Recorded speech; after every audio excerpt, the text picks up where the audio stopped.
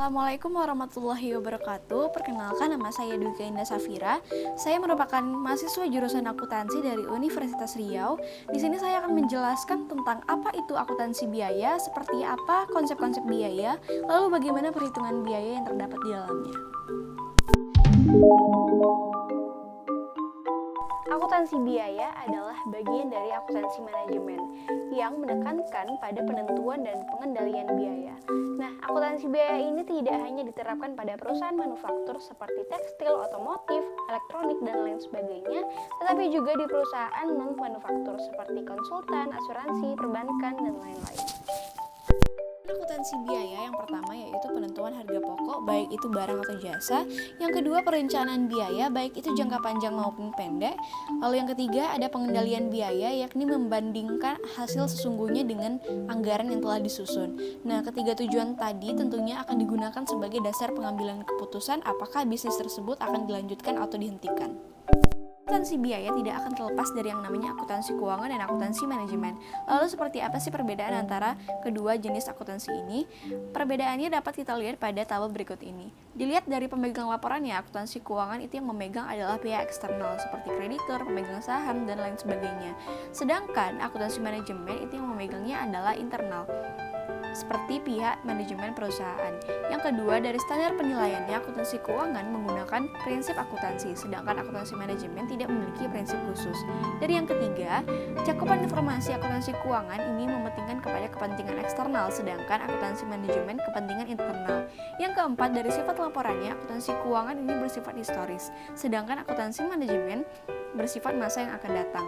Yang kelima, jenis laporan akuntansi keuangan ini hanya tentang keuangan saja, sedangkan akuntansi manajemen tidak hanya keuangan namun juga non-keuangan. Yang terakhir, dari periode laporannya, akuntansi keuangan ini secara periodik, sedangkan akuntansi manajemen sesuai kebutuhan atau bersifat fleksibel.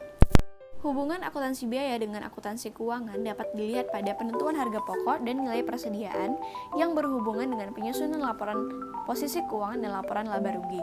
Sedangkan hubungan akuntansi biaya dengan akuntansi manajemen dapat dilihat pada penentuan biaya untuk menghasilkan satu unit produk. Suatu organisasi ada yang namanya fungsi lini dan fungsi staf.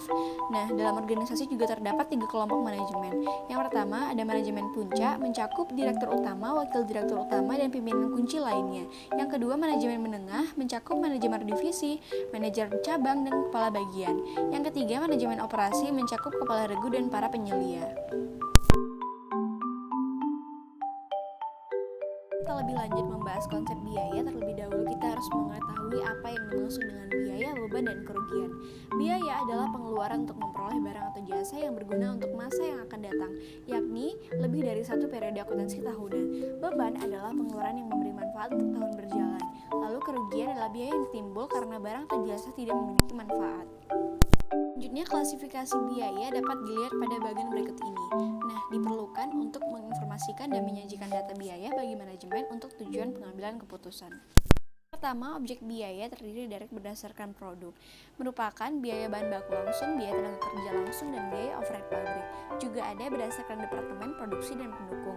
Yang kedua, berdasarkan perilaku biaya terdiri dari biaya variabel, biaya tetap, dan biaya semi variabel. Yang ketiga, ada periode akuntansi terdiri dari biaya produk, biaya periode, dan juga terdiri dari pengeluaran modal dan pengeluaran pendapatan.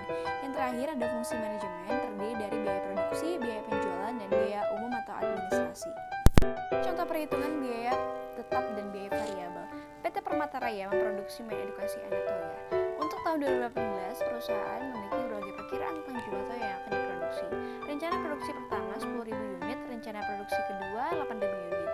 Biaya tetap produksinya 150 juta, biaya variabel produksi per unitnya 10.000. Lalu yang diminta adalah total biaya produksi 10.000 unit, 8.000 unit, dan yang manakah yang lebih rendah, 10.000 unit atau 8.000 unit. Jawab pertanyaan yang pertama itu mudah saja dengan menjumlahkan biaya tetap produksi 150 juta dengan biaya variabel produksi 100 juta. Diperoleh total biaya produksinya 250 juta. Untuk menjawab pertanyaan nomor 2, total biaya produksi per unit dengan cara membagi total biaya produksi dengan jumlah unit yang diproduksi. 250 juta dibagi 10.000 unit, diperoleh 25.000 per unit. Nomor 5, biaya per unit yang lebih rendah adalah biaya per unit untuk rencana produksi 10.000 unit karena biaya tetap produksi lebih banyak tersebar ke 10.000 unit, di mana biaya tetap per unitnya 25.000 dibandingkan dengan rencana produksi 8.000 unit, biaya tetap per unitnya 24.750, di mana semakin banyak jumlah unit yang diproduksi, maka biaya tetap per unit akan semakin kecil. Siklus akuntansi biaya sebenarnya tidak jauh berbeda dengan siklus akuntansi keuangan. Hanya saja akuntansi biaya lebih terperinci dalam menyajikan persediaan. Ada 3, yaitu persediaan bahan baku, persediaan barang dalam proses, dan persediaan barang jadi. Untuk soal transaksi beserta jurnalnya, yang pertama membeli bahan baku 200 juta dan bahan baku langsung 50 juta dengan secara kredit. Jurnalnya adalah persediaan bahan baku 250 juta debit, utang dagang kredit 250 juta. Yang kedua, selama bulan Januari pemakaian bahan baku langsung dalam produksi 210 juta dan bahan baku tidak langsung 32 juta. Akunnya adalah barang dalam proses 210 juta di debit, biaya overhead pabrik 32 juta di debit, persediaan bahan baku 242 juta di kredit. Yang ketiga, menghitung penghasilan setiap karyawan dan pajaknya serta membuat daftar gaji dan upah bulan Januari sebesar 364 juta. Untuk ilustrasi ini digunakan tarif pajak 15% tanpa PTKP. Akunnya adalah gaji dan upah 364 juta di debit, lalu biaya overhead pabrik dan persediaan bahan baku di kredit masing-masing 54.600.000 dan 39.400.000. Ketiga tadi adalah pencatatan gaji dan upah, yang keempat ini adalah pembayaran gajinya. Akunnya adalah utang gaji dan upah 309.400.000 di debit dan kas 309.400.000 di kredit. Yang kelima, mendistribusikan dan mengalokasikan biaya tenaga kerja gaji dan upah sebagai berikut.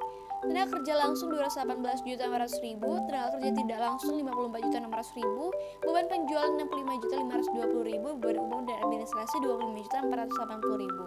Nah, akunnya adalah barang dalam proses, biaya overhead pabrik, beban penjualan, beban administrasi itu di sebelah debit, lalu semuanya diakumulasikan pada utang gaji dan upah sebesar 364 juta di sebelah kredit. Ada pengeluaran dan pembebanan atas biaya produksi tidak langsung lainnya sebagai berikut. Biaya penyusutan 21 juta, biaya asuransi biaya di muka 800.000, biaya lain-lain 10.200.000, biaya overhead pabrik lainnya 36.800.000. Akunnya adalah biaya overhead pabrik di sebelah debit 68.800.000 dan selainnya yaitu di kredit. Lalu yang ketujuh, ada biaya overhead pabrik lainnya yang terjadi selama bulan Januari secara tunai 13.400.000. Akunnya adalah biaya overhead pabrik di debit 13.400.000, lalu kas 13.400.000 di sebelah kredit. Yang delapan, menerima pembayaran dari pelanggan sebesar 310 juta. Akunnya adalah kas 310 juta di debit dan piutang dagang di sebelah kredit 310 juta. Atas pembayaran kewajiban perusahaan di mana utang dagangnya 282 juta, beban air listrik dan teleponnya 10.200.000, utang pajak 16.620.000. Nah, jurnalnya adalah utang dagang, utang pajak dan biaya yang masih harus dibayar di debit, lalu kreditnya adalah kas. 12, mengalokasikan dan membebankan seluruh biaya overhead pabrik sebesar 168.800.000 ke akun barang dalam proses, di mana jurnalnya adalah barang dalam proses di debit dan biaya overhead pabrik di kredit. Nomor 13, barang dalam proses yang selesai selama Januari senilai 850 juta dipindahkan ke akun barang jadi, di mana jurnalnya adalah barang jadi di debit, lalu barang dalam proses di kredit. Yang terakhir yaitu 14, penjualan selama bulan Januari sebesar 860 juta, di mana 40%-nya merupakan penjualan tunai dengan beban pokok penjualan sebesar 720 juta. Akunnya adalah kas dan piutang di sebelah debit, lalu penjualan di sebelah kredit. Lalu beban pokok penjualan di sebelah debit dan barang jadi di sebelah kredit. Selanjutnya laporan beban pokok penjualan. Yang pertama, menghitung biaya pemakaian bahan baku, di mana persediaan awal 208.400.000 ditambah dengan pembelian bahan baku 250 juta, sehingga diperoleh bahan baku yang tersedia untuk dipakai sebesar 458.400.000. Lalu dikurangi dengan bahan baku tidak langsung dipakai dan persediaan bahan baku pada akhir periode, di mana diperoleh biaya bahan baku langsungnya sebesar 210 juta. Selanjutnya yang kedua, menghitung total biaya produksi, yaitu biaya bahan baku langsung, biaya tenaga kerja langsung, dan biaya overhead pabrik dikurangi dengan total bahan baku tidak langsung, tenaga kerja tidak langsung, biaya penyusutan, biaya asuransi, biaya utilitas, biaya overhead pabrik lain-lain, sehingga diperoleh total biaya produksinya. Lalu yang ketiga, menghitung harga pokok produksi. Total biaya produksi yang telah kita cari di nomor 2 tadi itu ditambah dengan persediaan barang awal lalu dikurangi dengan persediaan barang akhir. Diperoleh harga pokok produksinya sebesar 850 juta. Lalu yang keempat, menghitung beban pokok penjualan. Diperoleh dari nomor 3 tadi, harga pokok produksinya adalah sebesar 850 juta. Lalu ditambah dengan persediaan barang jadi awal, lalu diperoleh beban pokok barang jadi yang tersedia untuk dijual. Lalu dikurangi dengan persediaan barang jadi di akhir. Sehingga dapat kita peroleh beban pokok penjualannya sebesar 720 juta. Harga pesanan adalah sistem akuntansi biaya perpetual yang menghimpun atau mengumpulkan biaya menurut pekerjaan atau pesanan tertentu. Nah, metode ini biasanya digunakan dalam industri konstruksi, percetakan, mebel, pembuatan kapal, dan pesawat terbang. Nah, biaya produksi yang dikeluarkan oleh setiap pekerjaan atau pesanan dicatat dan dibebankan ke setiap pekerjaan. Biaya produksinya ini terdiri dari bahan baku langsung, tenaga kerja langsung, dan biaya overhead pabrik. Selanjutnya, pada metode harga pesanan terdapat yang namanya kartu harga pokok pesanan, yakni buku besar pembantu akun barang dalam proses untuk menentukan harga pokok setiap pekerjaan. Beberapa sifat umum dari metode harga pokok pesanan ini. Yang pertama, tiap-tiap pekerjaan dapat diidentifikasikan menurut sifat fisik dan biayanya. Yang kedua, pemakaian bahan baku dan biaya tenaga kerja langsung diidentifikasi menurut pekerjaannya. Lalu yang ketiga, setiap pekerjaan memiliki nomor tersendiri dan unik. Lalu yang keempat, overhead pabrik dibebankan berdasarkan suatu tarif yang ditetapkan terlebih dahulu. Lalu selanjutnya ada setiap pekerjaan mempunyai dasar biaya atau kartu harga pokok yang menghimpun dan mengikhtisarkan biaya-biaya yang dibebankan. Lalu yang terakhir, laba atau rugi serta harga pokok persatuan produk ditentukan untuk masing-masing pekerjaan. Metode ini terdapat beberapa transaksi dan penggunaan jurnalnya. Yang pertama ada akuntansi biaya bahan baku, yakni terdiri dari pencatatan pembelian dan penerimaan bahan baku. Lalu ada pencatatan pengeluaran dan pemakaian bahan baku. Lalu yang kedua adalah akuntansi biaya tenaga kerja. Di sini terdiri dari mencatat pembebanan total gaji dan upah, membayar gaji dan upah, dan mengalokasikan total gaji dan upah. Dan setiap jenis itu berbeda-beda jurnalnya. Yang ketiga ada akuntansi biaya overhead pabrik, terdiri dari pembebanan biaya overhead pabrik dan pembayaran biaya overhead pabrik. Lalu yang keempat ada akuntansi pekerjaan yang telah selesai. Lalu yang kelima akuntansi penjualan barang jadi.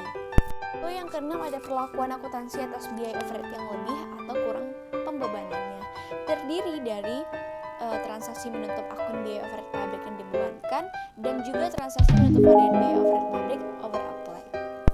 Adalah contoh soal pencatatan harga pokok pesanan. PT Karya Abadi memulai usahanya pada bulan Januari 2018. Pada tanggal 2 Januari, PT Karya Abadi membeli bahan baku langsung dan bahan baku tidak langsung secara kredit masing-masing sebesar 16 juta dan 8 juta. Pada tanggal 4 Januari, bahan baku langsung A senilai 15 juta digunakan untuk mengerjakan pekerjaan nomor 101 dan 102 dengan perincian sebagai berikut. Nomor 101 8.250.000 dan 102 sebesar 6.750.000. Bahan baku tidak langsung digunakan untuk mengerjakan pesanan senilai 7.250.000. Nah, yang pertama, pencatatan atas transaksi pembelian bahan baku langsung A dan bahan baku tidak langsung B. Kita catat di mana persediaan bahan baku di sebelah debit 24 juta dan utang dagang 24 juta di sebelah kredit. Untuk perhitungan selanjutnya, pencatatan atas transaksi penggunaan bahan baku langsung A di mana pekerjaan nomor 101 sebesar 8.250.000 dan pekerjaan 102 sebesar 6.750.000. Dijumlahkan terdapat akunnya adalah barang dalam proses 15 juta di debit dan persediaan bahan baku 15 juta di kredit. Yang C, pencatatan atas transaksi pemakaian bahan baku tidak langsung. Itu jurnalnya adalah biaya overhead pabrik 7.250.000 di debit dan persediaan bahan baku 7.250.000 di kredit.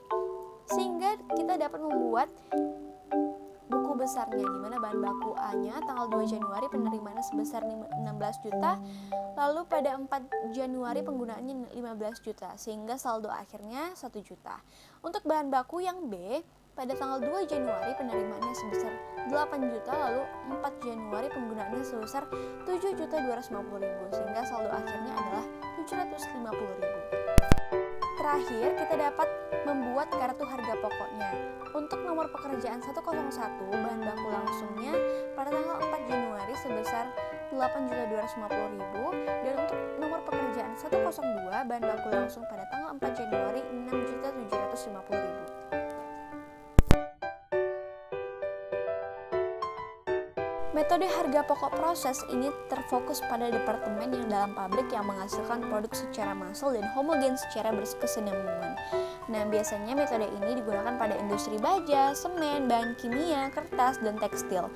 Adapun tujuan dari metode harga pokok proses ini, yang pertama menentukan harga pokok atau biaya per unit, yang kedua membagi jumlah biaya dengan jumlah unit yang dihasilkan, lalu yang ketiga untuk membuat laporan biaya produksi. Berikut beberapa karakteristik metode harga pokok proses. Yang pertama, biaya-biaya diakumulasikan menurut departemen atau pusat biaya. Yang kedua, biaya produksi dibebankan kepada akun barang dalam proses dari setiap departemen. Yang ketiga, jumlah unit dari barang dalam setiap proses itu departemennya harus menyatakan dalam bentuk tingkat penyelesaian dan unit yang dianggap selesai. Yang keempat, biaya per unit dihitung menurut departemen atau pusat biaya. Yang kelima, pada saat produksi selesai dalam suatu departemen, jumlah unit yang selesai dan biayanya dipindahkan ke departemen berikutnya atau gudang barang jadi. Lalu yang keenam, mengumpulkan, mengikhtisarkan, dan menghitung biaya baik secara keseluruhan maupun per unit menurut setiap departemen digunakan formulir laporan biaya produksi. Kali ini saya akan memberikan contoh perhitungan pada departemen pemotongan. Nah, informasinya adalah sebagai berikut. Unit barang dalam proses 1 Januari itu sebesar 0 karena belum ada yang diproses. Unit yang dimasukkan ke dalam proses produksi adalah 40.000 unit. Unit yang selesai dan ditransfer ke departemen berikutnya 32.000. Lalu unit barang dalam proses 31 Januari, di mana tingkat penyelesaian bahan baku langsungnya 100%, tenaga kerja langsung dan overheadnya 50%, sebesar 8.000 unit. Untuk perhitungannya, yang pertama adalah unit produksi ekuivalen, di mana kita membuat tabel, lalu kita masukkan unit yang selesai dan transfer ke departemen berikutnya itu sebesar 32.000, lalu ditambah dengan unit barang dalam proses akhir dikali dengan tingkat penyelesaian masing-masing. Yang pertama tadi adalah bahan baku langsung 8.000 unit dikali 100% sebesar 8.000, tenaga kerja langsung 8.000 dikali 50% sebesar 4.000, lalu overhead pabrik 8.000 unit dikali 50% sebesar 4.000, lalu dijumlahkan kita dapat mendapatkan unit produksi ekuivalennya. Yang kedua yaitu perhitungan biaya per unit, di mana bahan baku langsungnya 38 juta, tenaga kerja langsungnya 39.240.000, biaya overhead pabriknya 36.720.000. Nah, di sini dapat kita buat tabel juga, lalu kita masukkan biaya yang dikeluarkan di Januari itu sebesar yang kita sebutkan tadi, lalu ditambah dengan unit produksi ekuivalen yang telah dicari pada perhitungan yang pertama tadi, sehingga kedua nilai tersebut itu dibagi lalu diperoleh biaya per unitnya sebesar 950 untuk bahan baku langsung, 1.990 untuk tenaga kerja langsung, lalu 1.020 untuk overhead pabrik. Total biaya per unitnya adalah Rp3.060. Lalu perhitungan yang ketiga yaitu pertanggungjawaban biaya, di mana biaya ditransfer ke departemen berikutnya itu sebesar 97.920.000. Lalu barang dalam proses akhir periode terdiri dari bahan baku 7.600.000, tenaga kerja langsung 4.390.000, overhead pabrik 4.080.000. Diperoleh jumlah biaya yang dipertanggungjawabkan itu sebesar 113.960.000. Nah, terakhir dapat kita buatkan air jurnalnya, di mana barang dalam proses departemen perakitan sebesar 97.920.000 di sebelah debit, lalu barang dalam proses departemen pemotongan 97.920.000 di sebelah kredit. Pada bab ini kita akan membahas tentang metode harga pokok proses lanjutan, di mana untuk penjelasan persediaan barang dalam proses awal periode itu adalah yang pertama adanya unit-unit yang belum selesai atau yang masih dalam proses pada akhir periode. Yang kedua, unit yang belum selesai pada akhir periode itu sama dengan unit dalam proses awal periode selanjutnya. Lalu yang ketiga, biaya dari unit dalam proses awal periode dan biaya dibebankan setelah periode berjalan harus dipertanggungjawabkan oleh setiap departemen produksi. Dalam metode penentuan harga pokok proses lanjutan ini terdapat perhitungan dengan cara yang pertama yaitu rata-rata timbang, di mana harga pokok per unit rumusnya adalah biaya dari barang dalam proses awal ditambah dengan biaya periode berjalan dibagi dengan unit ekuivalen. Yang kedua adalah perhitungan dengan cara metode masuk pertama keluar pertama atau yang biasa kita dengar dengan sebutan FIFO, di mana biaya per unit dari persediaan dalam proses awal periode dan biaya per unit untuk unit produk yang dimasukkan dalam proses dan selesai pada periode yang berjalan. Nah, rumusnya unit yang selesai dari produksi periode berjalan itu adalah unit yang telah selesai ditransfer dikurangi dengan unit dalam proses awal periode. Nah, untuk perhitungan unit untuk menyelesaikan barang dalam proses awal periode, di mana dalam kurung 100% dikurang dengan tingkat penyelesaian barang dalam proses awal periode dikali dengan jumlah unit barang dalam proses awal periode. Nah, berikut ini saya sajikan contoh perhitungan metode rata-rata tertimbang pada Departemen Pemotongan. Informasi yang disajikan adalah unit barang dalam proses awal periode, di mana tingkat penyelesaian bahan baku 100%, tenaga kerja langsung dan overhead pabrik 50%, itu sebesar 8.000 unit. Lalu unit yang dimasukkan dalam periode ini sebesar 30.000, unit yang telah selesai dan dipindahkan ke Departemen Perakitan sebesar 31.000, dan unit barang dalam proses akhir periode dengan penyelesaian bahan baku 100%, tenaga kerja langsung dan overhead pabriknya 60% sebesar 7.000 unit. Untuk informasi tambahan, yaitu biaya dari barang dalam proses awal periode tanggal 1 Februari itu adalah biaya bahan baku langsungnya 7.600.000, biaya tenaga kerja langsungnya 4.360.000, dan biaya overhead pabriknya 4.080.000. Totalnya adalah 16.040.000. Lalu informasi selanjutnya adalah biaya yang ditambahkan selama bulan Februari tadi, yaitu biaya bahan baku langsungnya 32.300.000, biaya tenaga kerja langsungnya 35.240.000, dan biaya overhead pabriknya 33.232.000. Totalnya adalah 100.772.000.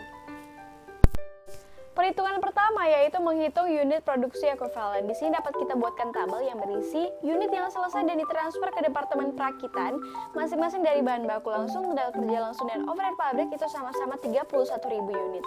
Lalu ditambah dengan unit barang dalam proses akhir dikali dengan tingkat penyelesaiannya masing-masing, di mana bahan baku 7.000 unit dikali 100%, tenaga kerja langsung 7.000 unit dikali 60%, lalu overhead pabrik 7.000 unit dikali 60%, sehingga dapat kita peroleh unit produksi ekuivalennya adalah 38.000 untuk bahan baku langsung, 35.200 untuk tenaga kerja langsung, dan 35.200 untuk overhead pabrik.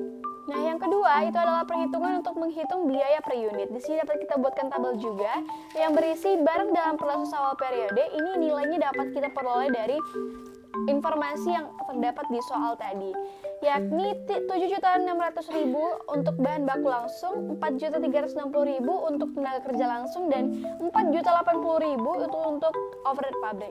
Lalu biaya yang ditambahkan di Februari ini juga sama, informasinya diperoleh dari soal yang tadi, 32.300.000 untuk bahan baku langsung, 35.240.000 untuk tenaga kerja langsung, dan 33.232.000 untuk overhead pabrik. Nah, setelah dijumlahkan diperoleh lalu dibagi dengan unit produksi ekuivalen yang kita cari pada perhitungan yang pertama tadi, sehingga dapat kita peroleh biaya per unitnya adalah 1.050 untuk bahan baku langsung, 1.125 untuk tenaga kerja langsung, dan 1.060 overhead pabrik. Nah, total dari biaya per unit dari ketiganya adalah 3.235. Untuk perhitungan yang ketiga yaitu adalah pertanggungjawaban biaya, di mana unit yang telah selesai dan transfer ke Departemen Perakitan sebesar 31.000 unit dikali dengan total biaya per unit yang telah kita cari di perhitungan yang nomor 2 tadi adalah sebesar 3.235, diperoleh 100.285.000. Nah, nanti itu ditambahkan dengan total dari biaya persediaan barang dalam proses akhir, yakni yang terdiri dari bahan baku langsung, tenaga kerja langsung, dan overhead pabrik, sehingga diperoleh jumlah biaya yang dipertanggungjawabkan adalah 116.812.000. Nah, sehingga dapat kita buatkan jurnalnya adalah barang dalam proses untuk Departemen Perakitan 100.285.000 di sebelah debit, dan barang dalam proses Departemen Pemotongan itu adalah sebesar 100.285.000 di sebelah kredit. Berikut saya berikan contoh untuk perhitungan Departemen Pemotongan dengan metode FIFO. Soalnya adalah unit barang dalam proses awal periode dengan tingkat penyelesaian bahan baku 100%, tenaga kerja langsung dan overhead pabrik 50%, itu adalah sebesar 8.000 unit. Unit yang dimasukkan dalam periode ini adalah 30.000 unit, unit yang telah selesai dan dipindahkan ke Departemen Perakitan 31.000 unit, dan unit barang dalam proses akhir periode dengan tingkat penyelesaian bahan baku 100%, tenaga kerja langsung dan overhead pabrik 60% sebesar 7.000 unit. Perhitungan yang pertama adalah menghitung unit produksi ekuivalen. Di sini dapat kita buatkan tabel unit yang selesai ditransfer ke Departemen Perakitan sebesar 31.000 unit untuk masing-masing dari bahan baku langsung, tenaga kerja langsung, dan overhead pabrik. Lalu dikurangi dengan unit dalam proses awal periode sebesar 8.000. Unit yang selesai dari produksi periode berjalan adalah sebesar 23.000. Lalu ditambah dengan barang dalam proses awal periode di mana bahan bakunya 100% dikurang 100% dikali 8.000 unit, yaitu 0. Tenaga kerja langsung 100% dikurang dengan 50% dikali 8.000 unit sebesar 4.000. Lalu overhead pabrik juga sama, dikali dengan 8.000 unit sebesar 4.000. Lalu juga ditambah dengan unit barang dalam proses akhir dikali dengan tingkat penyelesaiannya masing-masing. Di mana bahan baku 7.000 unit dikali 100%, yaitu 7.000 unit. Tenaga kerja langsung 7.000 unit dikali 60%, 4.200. Lalu overhead pabrik 7.000 unit dikali dengan 60%, 4.200. Sehingga dapat kita peroleh unit produksi ekuivalennya adalah 30.000 untuk bahan baku langsung, 31.200 untuk tenaga kerja langsung, dan 31.200 untuk overhead pabrik. Perhitungan yang kedua yaitu menghitung biaya per unit. Di sini dapat kita buatkan tabel yang berisi biaya yang ditambahkan di Februari 32.300.000 untuk bahan baku langsung, 35.240.000 untuk tenaga kerja langsung, dan 33.232.000 untuk overhead pabrik. Dibagi dengan unit produksi ekuivalennya masing-masing. Diperoleh biaya per unitnya adalah Rp1.077 untuk bahan baku langsung, Rp1.129 untuk tenaga kerja langsung, dan Rp1.065 untuk overhead pabrik. Diperoleh total biaya per unit dari ketiganya yaitu 3.271. Nah, untuk perhitungan yang ketiga, pertanggungjawaban biaya, di mana total biaya dari unit yang ditransfer ke Departemen Perakitan sebesar 100.058.200.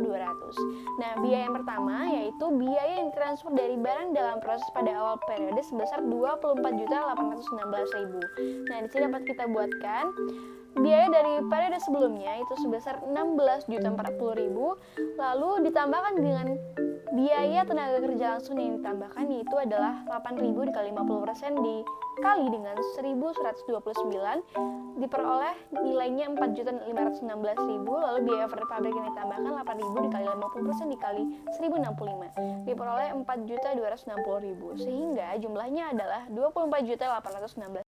Nah, perhitungan pertanggungjawaban biaya yang selanjutnya yaitu adalah unit yang dimasukkan dalam proses dan selesai selama periode berjalan, yakni sebesar 75.242.200. Nah, ini hasilnya adalah diperoleh dari biaya dari unit yang selesai pada periode berjalan, yaitu 23.000 unit dikali 3.271, diperoleh 75.233.000. Nah, ditambah dengan selisih karena pembulatan yakni 9.200, sehingga diperolehlah hasil tersebut.